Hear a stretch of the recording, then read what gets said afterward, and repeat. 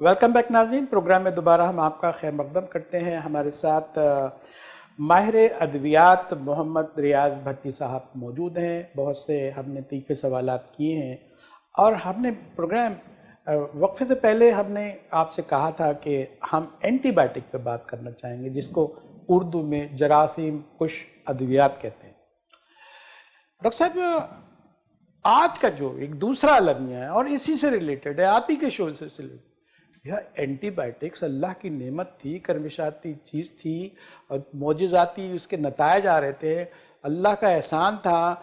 उसको जो है ये जो हमारे आपकी फार्मेसी ने, आपकी डॉक्टर्स ने, आपकी कंपनियों ने उसका तो बेड़ा गर्क कर दिया। आज जो है हम उसी से मर रहे हैं, हाई ओवर डोजेस जा रहे हैं, गैर रिलेटेड दवाइयाँ लिखी जा रही हैं।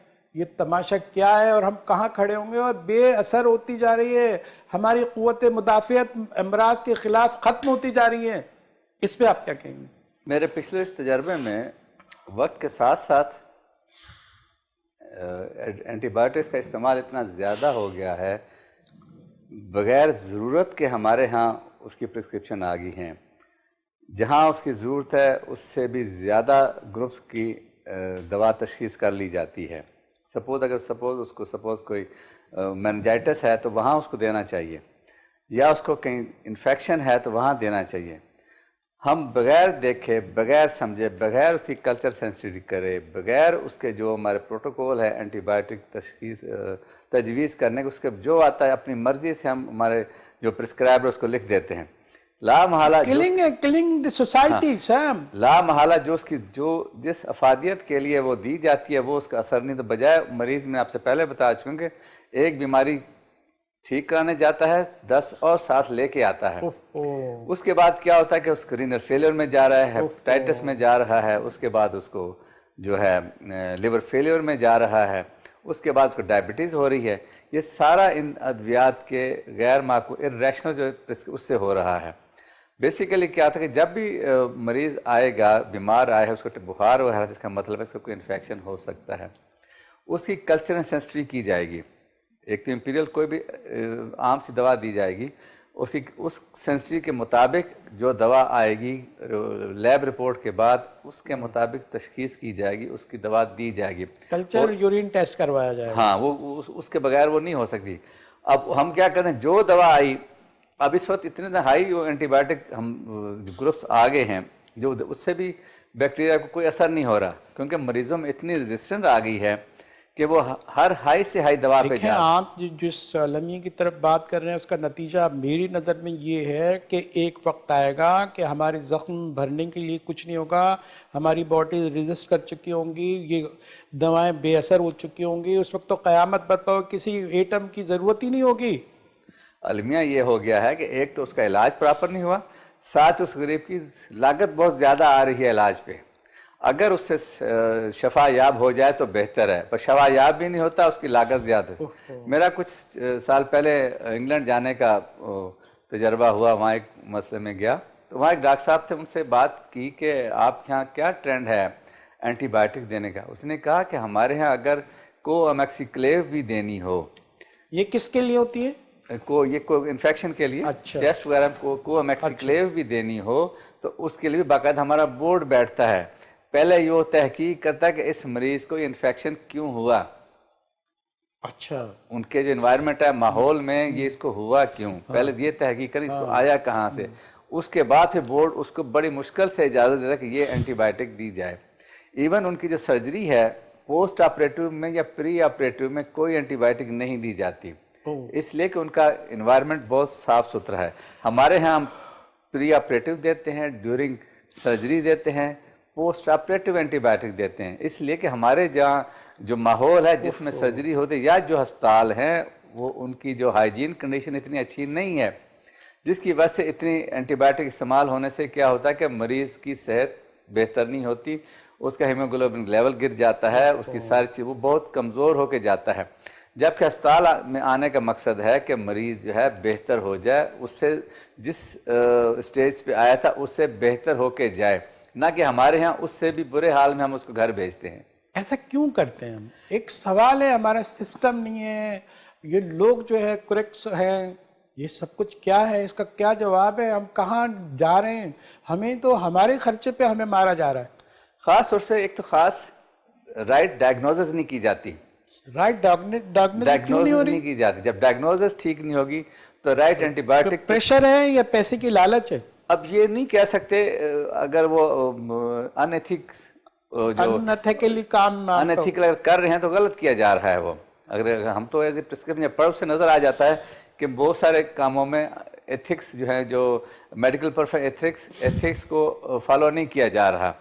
وہی زیادہ اگر آپ ان ایتھیکلی ڈاکٹر کتنے انوالو ہوں گے، کتنی پرسنٹیج ہوگی، کتنی پریشانی کی بات ہے، ذرا آپ کھل کے بتائیں. میرے سے بہت زیادہ اس میں اب آگے ہیں جو ان پریکٹس میں شمار جو کرتے ہیں.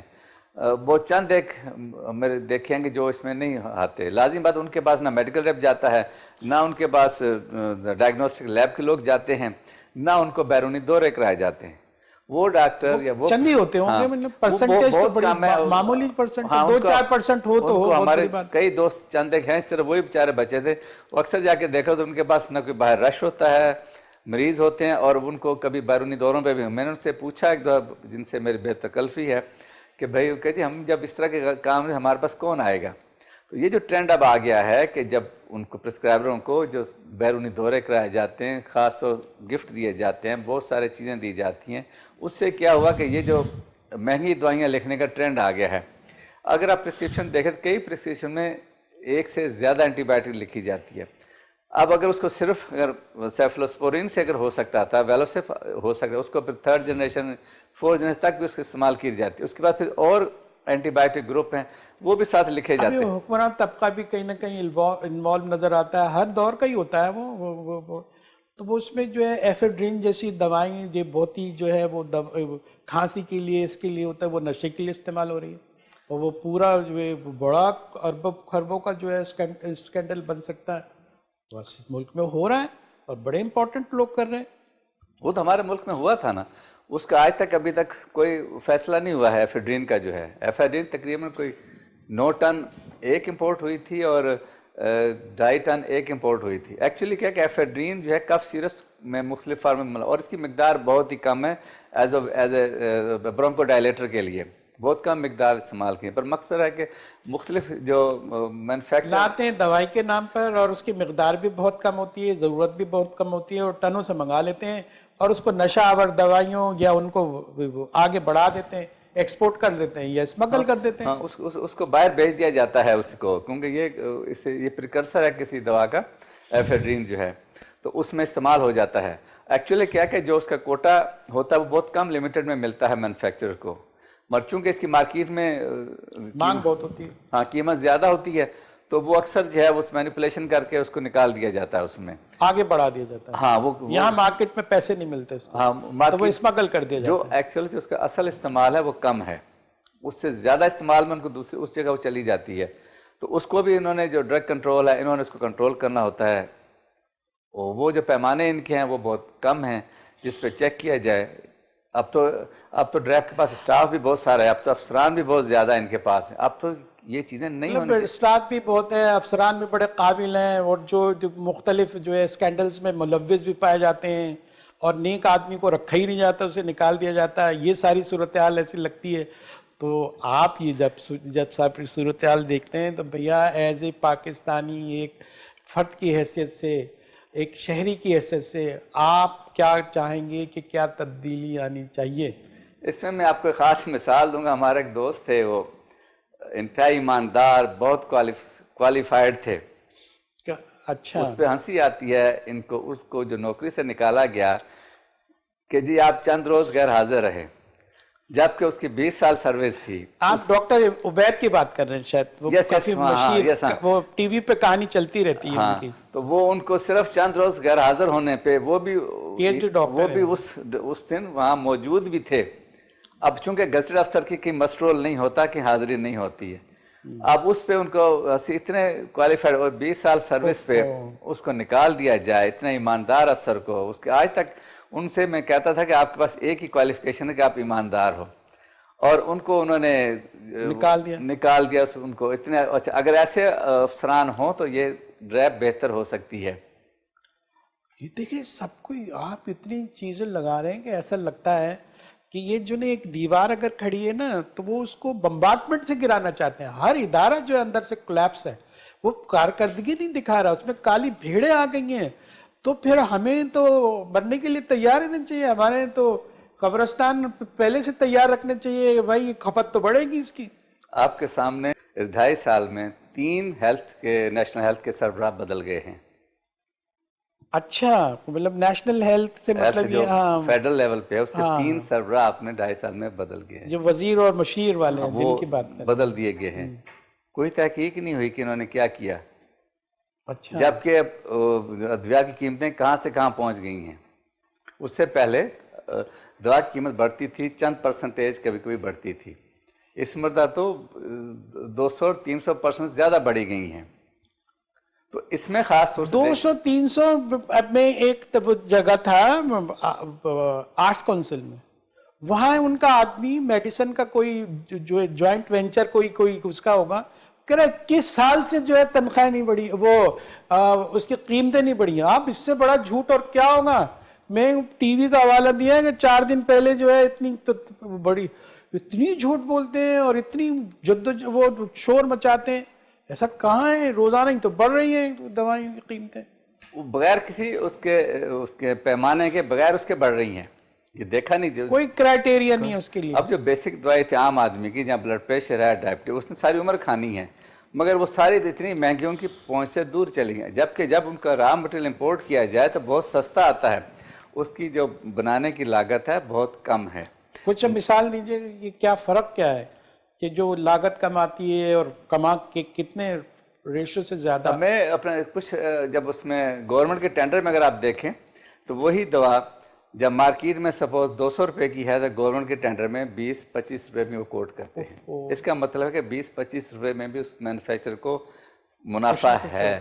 وہ جو بڑے وہ جو ہاسپٹلز میں اسی ریشو سے اسی ریٹ سے اسی ریٹ پہ آتی ہے, اور باہر جو ہے 200 کی باہر وہی دوا جو ہے, اور وہ ہم پہ احسان کر رہے ہیں کہ بھیا دیکھیں سستی دوائی ہے, لو فری لے جاؤ, اور اس کے بھی فائدے ہیں, اس کے بھی کمیشن ہے. یہ ایک معاملہ ہے جس کے دکھ کا اظہار کریں. تو وہ سارے اخراجات جو ہیں وہ کہیں نہ کہ پاس کچھ مینوفیکچر رکھ لیتا ہے, کچھ دوسروں کو دے دیتے ہیں. اس سے کیا کہ عام آدمی کی کرپشن آپ نہیں کہیں, آپ انیتھیکلی کہیں, لیکن ہم یہ بتا رہے ہیں کرپشن. تو اس سے معلوم ہوتا ہے کہ خدا را وہی چیز ایسی چھوڑ دیں جس سے انسان نے اپنے ذات بنانی ہوتی ہے. آپ نے ہر جگہ چیزیں مہنگی ہو گئی ہیں, اگر اس میں بھی آپ نے اس میں کوئی فائدہ دیکھیں گے تو پھر کیا فائدہ. اس کی تو ایتھکس بہت اچھی تھی اس میں دوائیوں کے بنانے میں. یہ تو ایک خدمت کا کام ہے, دوا بنانا, دوا پہنچانا جو ہے خدمت. اگر ہم اس میں بھی اگر اپنی جو اپنے ناجائز فائدے لے لیں گے تو ہم نے اگلے جہان جا کے کیا منہ دکھانا ہے. ہمیں سوچنا چاہیے کہ یہ غلط چیزیں ہیں, کہ یہ چیز جو دوا کوئی بھی کسی کو وقت پہ مل جائے تو یہ ایک خدمت ہے, ایک نیکی کا کام ہے. اگر وہی ہم مہنگی کر دیں اس کی پہنچ سے, بیچ میں نے ایک پڑھا تھا ایک جگہ کہ ایک بزرگ کہہ رہا ہے کہ دوائی اتنی مہنگی ہو گئی ہے کہ اب مجھے اپنے بیٹے سے اور پیسے لیتے ہوئے شرم آتی ہے. اب یہاں تک جب حالت ہو جائے کہ اب جب ایک بندے نے دوا کھانی ہے اور اس کو آپ اور پیسے کہاں سے لائے گا وہ, تو اس کے لیے سوچا جائے کہ جتنے ادارے ہیں ان کو ڈرگ کنٹرول کے. اسٹڈی کے دوران مجھے ایک یہ دیکھا میں نے کہ ایک انڈیا سے ایک دوا امپورٹ کرتے ہیں اور وہ کینسر کی ہے, اور وہ جو ہے 10 ٹائم مہنگی ہے جو ہے اس کی لاگت سے, اور یہاں ایکسپورٹ ہو رہی ہے. اس کے ساتھ جو ہے نا ریپیٹڈلی اس کی غیر ضروری استعمال بھی کیا جا رہا ہے, جس کو اگر ایک دفعہ گولی کھانی چاہیے اس کو 5 دفعہ 6 دفعہ کھلائی جا رہی ہے. اس کے ساتھ سپلیمنٹ دوائیں بھی لاگے جا رہی ہیں. وہ ایک جو ہے نا اس کا جو اسپیل ہوتا ہے وہ جو ہے 4-4 لاکھ کا ہے, غریب کو پڑ رہا ہے. تو وہ خودکشی نہ کر لیں کہ بھائی میں جو دوائی نہیں کھانی ہے میں مر جاؤں گا. کیمو تھراپی کا جو استعمال ہے کینسر ڈرگ, اس کا ایک پراپر ایک سسٹم ہے.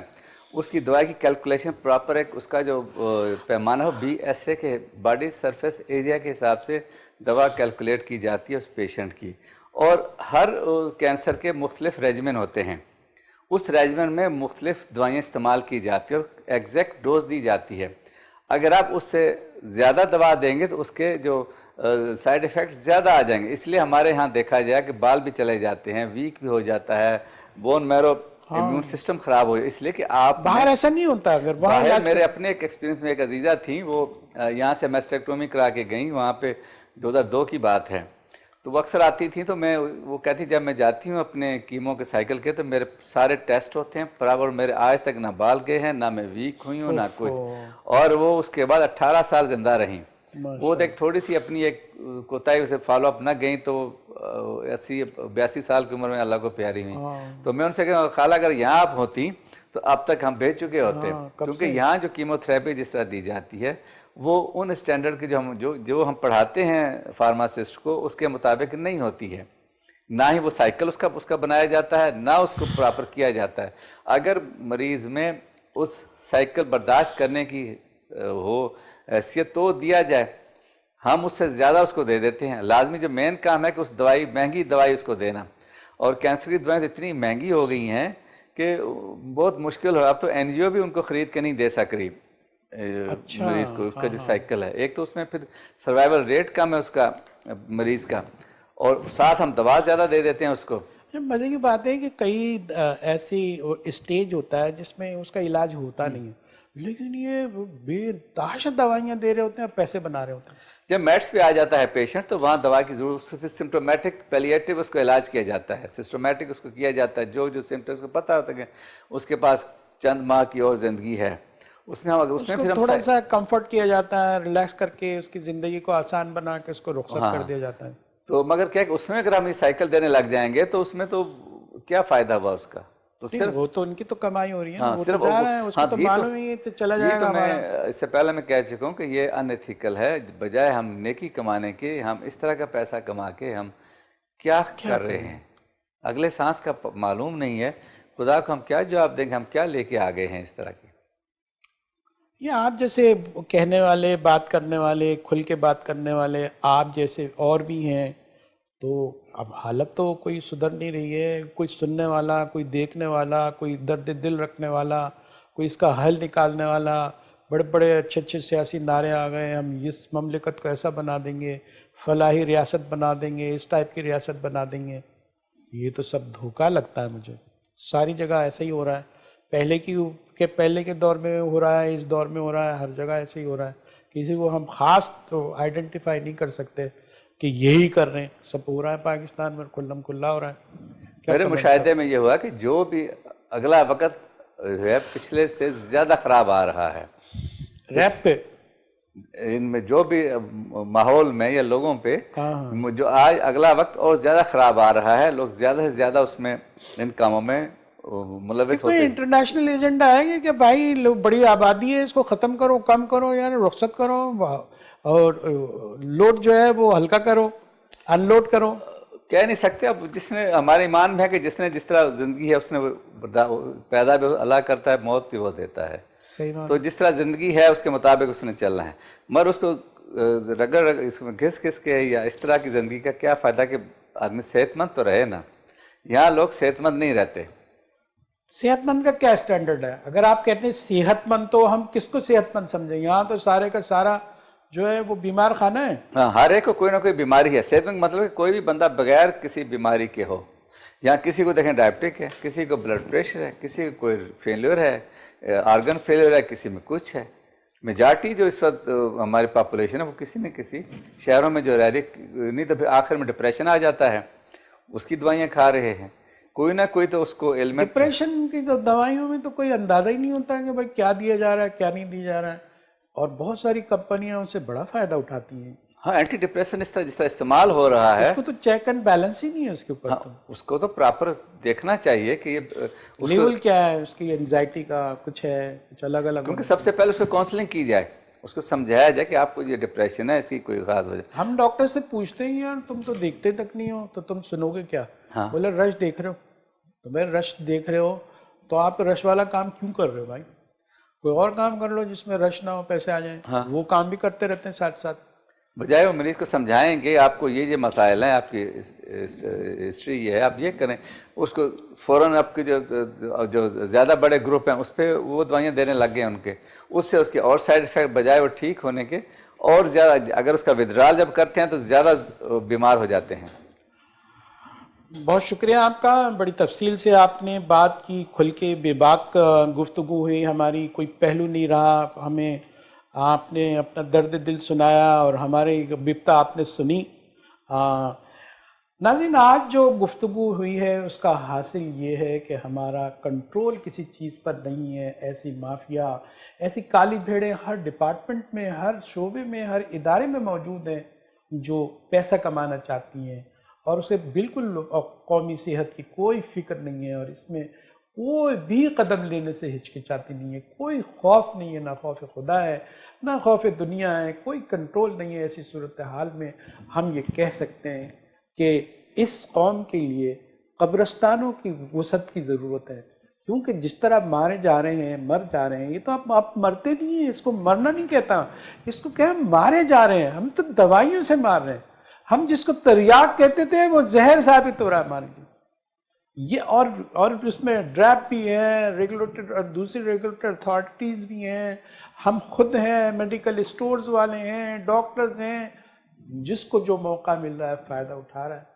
ہماری یہی دعا ہے کہ خدا کوئی ایسی سوچ دے دے، ایسی لیڈر دے دے قوم کو، قائد اعظم جیسے لیڈر دے دے جو اس بات کی فکر کرے کہ اس قوم کی حالت بدلنی ہے، اور حالت بدلنے کے لیے ضروری ہے کہ حالت بدلنے کی کوشش کی جانی چاہیے۔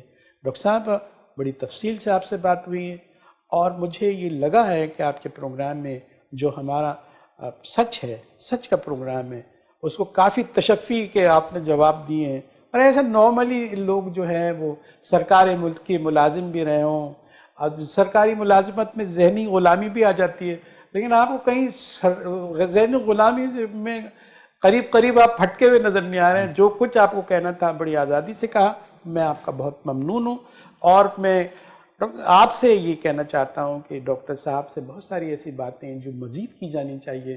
ہم انشاءاللہ دوبارہ ڈاکٹر صاحب کو مدعو کریں گے۔ بہت بہت شکریہ محمد ریاض بھٹی صاحب، ہم آپ کے ممنون ہیں کہ آپ نے ہمیں ٹائم بھی دیا اور ہمارے پروگرام میں وہی تمام باتیں کی جو ہمارے لیے سوالات تھے، پریشان کن سوالات تھے۔ ہم آپ کے ممنون ہیں۔